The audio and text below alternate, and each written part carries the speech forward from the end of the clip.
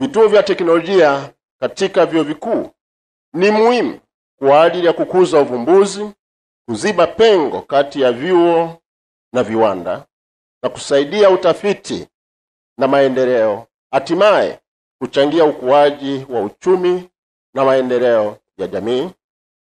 Vituo vya teknolojia vinatoa miundombinu ya uwaulishaji wa teknolojia ambayo ni jukumu muhimu kuhamasisha teknolojia kutoka kwa taasisi za elimu ya juu hadi kwa watumiaji wa teknolojia na kutoa huduma mbalimbali kama vile huduma ya upimaji na uchambuzi ambayo tunaita testing and analytical services, bidhaa mfano na uzalishaji ambayo tunasema ni prototyping and manufacturing, na pia ushauri na utafiti yakinifu. Mgeni rasmi, kwa ujumla uanzishaji wa stesheni ya teknolojia una malengo 6 yafuatayo. 1. Kukuza uchumi, kukuza ubunifu na ujasiriamali. Vituo hivi vya teknolojia vitatoa kwa wanafunzi na washiriki wa tasnia kushirikiana kwenye miradi ya kibunifu, kukuza teknolojia mpya na uwezekano wa kuifanya biashara. 2. Kuziba pengo kati ya taaluma na viwanda. Stesheni hii itatumika kama kiunganishi muhimu kati ya SUA na viwanda, kuwezesha uhamishaji wa maarifa, uhamishaji wa teknolojia na uundaji wa suluhisho kwa shida za ulimwengu halisi. Na sisi kama chuo, lengo letu ni kusaidia wafanyabiashara dogo na wakati, yani SMEs, kwani tutatoa fursa ya wao kufika kwenye either maeneo yetu, yani viwanda vyetu, au kufika na kutumia mashine zetu ambazo tunazo na baadhi mmeziona, au kutumia utaalamu wa kwetu na wataalamu wa kwetu ambao tunao kwa ajili ya ushauri. So hiki ndicho ambacho sisi tunaweza tukakifanya.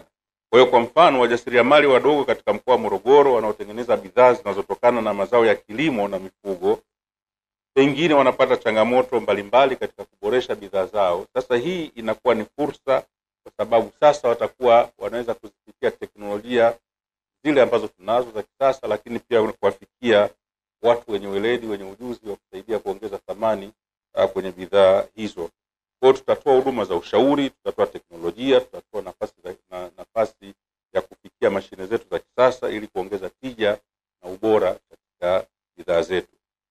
Sasa tunasema tu kwamba haya maeneo ambayo yatatumika kama kituo si mapya, yapo, yani yamekuwepo hapa chuo kikuu cha Sokoine cha kilimo. Kwa mfano, juu asubuhi mtakuwa mmeenda kiwanda cha samani cha Vuyisile Mini kule Mazimbu, ambacho kimekuwepo toka hii campus yetu ya Mazimbu ikiwa ni kambi ya wapigania uhuru wa Afrika Kusini. Kwa maana jina lake hivyo liko linaitwa Vuyisile Mini la South Africa.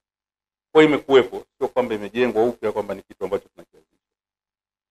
Lakini pia tumekuwa na viwanda vya kuchakata na kusindika bidhaa za chakula. Mfano tuna bakery ya mikate iko pale, lakini tumekuwa na mtambo wa kutengeneza sharubati. Juice wanasema inaitwa sharubati.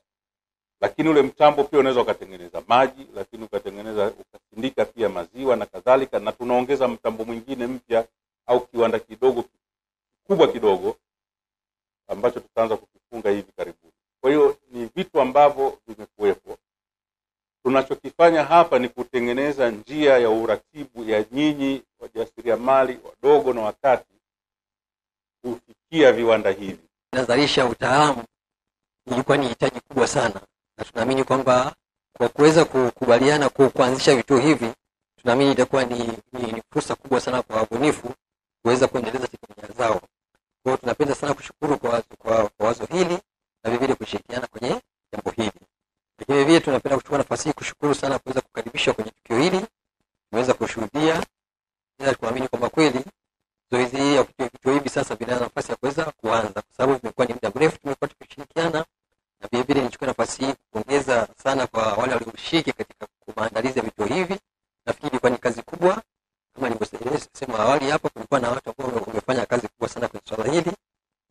tumeweza kushuhudia kwamba kweli kuna kitu inawezekana. Kwa hiyo nipende kuchukua nafasi hii kwa washiriki wote ambao wameweza kushiriki hapa waweze kutumia fursa hii, naamini itakuwa na msaada mkubwa. Vituo hivi sio kwamba ni vitu vipya sana, hapana. Ni vitu hivi kuna nchi za wenzetu hivi vituo wameshaanza kuvitumia na vimekuwa na mafanikio makubwa sana. Kwa hiyo sisi kuanzisha vituo hivi pamoja na uongozi wa chuo hivi tumeweza kuchukua mawazo kwa nchi zingine ambazo tayari wameshaanza kufanya na wamefanikiwa kuweza kufikisha hapa tulipo. Kwa hiyo tunaamini kabisa ni vitu ambavyo vinawezekana na sisi tuweza kufanikiwa. Labda hivi nichukue nafasi hii kuweza kuomba tu, kwa sababu najua kwa kiasi tunakubaliana kwamba mtoto kiasi anataka kulelewa. Kwa upande wa wataalamu wenzetu hapa chuo, lakini pia na washiriki, tuchukue nafasi hii kuweza kulea mtoto ambaye amezaliwa leo. Tumezunguliwa kituo hiki. Kwa hiyo nafikiri mmeweza kupita, meona kama kutakuwa na maoni, na nafikiri nafanya vizuri tukapokea maoni yenu kuweza kuboresha pale inapotokea, na hata wakati tunapokuwa mkitumia msisite kuweza kushirikiana, kushauriana kuhakikisha kwamba tunatengeneza miongozo ambayo itakuwa ina manufaa. Ni kweli tumepokea miongozo hapa, lakini tutapokuwa tunakitumia sio ajabu kukuta kama kuna sehemu nasema kwamba tuboreshe. Naamini kwamba hata wenzangu wa chuo watakuwa tayari kupokea maoni yenu kuweza kuhakikisha kwamba vituo vinakwenda vinaendeleshwa kwa manufaa ya pande zote mbili, kwa nyie na vile na kwa chuo. Kama kuzingatia mgeni nasi amesema kwamba vituo hivi vinatumika kwa ajili ya utafiti vile vile, kuona kushirikiana katika kuongeza mahusiano katika chuo na hasa viwanda vidogo ni yangu kwa hapa. Kwa hiyo nafikiri tutakuwa kwa manufaa kote. Lakini vile vile nitoe tu rai kwa kama tumeona leo tumezindua vituo vya sekta mbili, moja ya chakula lakini vile misitu, lakini tunaamini kwamba vituo hivi au utaratibu wa vituo hivi unafaa hata kwa sekta zingine. Kwa hiyo vile tunatoa rai kwa hata kwa taasisi zingine ambazo zina facility kwa ambazo zinaweza kuwa kwenye sekta zingine, na wenyewe vile wasisite kuweza kuiga wazo hili na kuweza kuona kama wanaweza. Mosi ni kwamba upande wetu wa vyuo vikuu kama SUA tunatambua uwepo wa rasilimali za ziada. Kwa mfano, tuna wataalamu ambao na utaalamu wao ambao haujatumika vya kutosha. Wanatumia muda mfupi katika kufundisha wanafunzi, lakini wanabaki na utaalamu wa ziada. Lakini pia kama ambavyo mmeshuhudia tulipotembelea kwenye baadhi ya sehemu mbalimbali ambapo tumepita asubuhi hii, tumegundua kuna rasilimali, vifaa, mashine ambazo zinafanya kazi tayari hapa. Tumepitia upande wa uchakataji wa mikate pale, nafaka, mazao ya ambao na kadhalika. Tukagundua kwamba ule uwezo ambao zile mashine na vifaa vinaweza kutumika bado hatuja kutumia vya kutosha. Lakini pia tuna rasilimali ya teknolojia na ubunifu ndani ya vyuo vikuu na maabara mbalimbali. Kwa hiyo basi tunabaki na sehemu ya rasilimali ya ziada ambayo haijatumika.